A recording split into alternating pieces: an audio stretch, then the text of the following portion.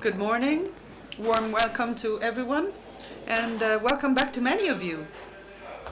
I would like to say that this is the 8th year that we hold this edition of this initiative. Once again, let me start to thank you all, the organizers, those who allowed the forum to grow, and many thanks to all of you because of your presence here. So thank you to Antonio Fallico, Professor Antonio Fallico, Honorary Consul here in Verona, for having been capable of intertwining all of the very close relations, now quite obviously Russia to our country, but to the city as well. It stands as one of the levers, fundamental levers that lead to growth. This is one of our privileged partners for historical reasons, for historical closeness, for cultural reasons, and as this audience well demonstrates, this is a way to consolidate and to establish new commercial relations, and this is something that's been facilitated by the culture, the history of a country like Russia. This year, the forum will also be benefiting of the presence of the choir of the Red Army, which will be sort of celebrating the twinship, the artistic twinship of the two cities. Now, I'd like to thank the many institutions, Grigo della Quota, the Secretary of State of Russia and Byelorussian, Tatiana Valovaya, the Minister of the Commission of the Macroeconomy and Integration, Euro-Asian Economic Commission. Many thanks to all of you. I will unfortunately not be up to thanking all of you. I'd like to thank all of the representatives of the economic and financial world. Ayakimov, President of the Management Board of Gazprom Bank, and Sechin, the President, Chairman of the Management Board of Rosneft.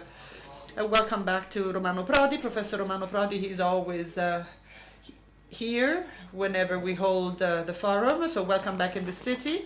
I would like to also greet the Managing Director of Finmeccanica, Mauro Moretti, and welcome to our Minister for Constitutional Reforms and the Relations with the Parliament, Maria Elena Boschi. Having said this, I won't steal away any other valuable time. I would like to also greet the representatives of the government. In Verona, quindi il nostro prefetto. Prefect, the authorities,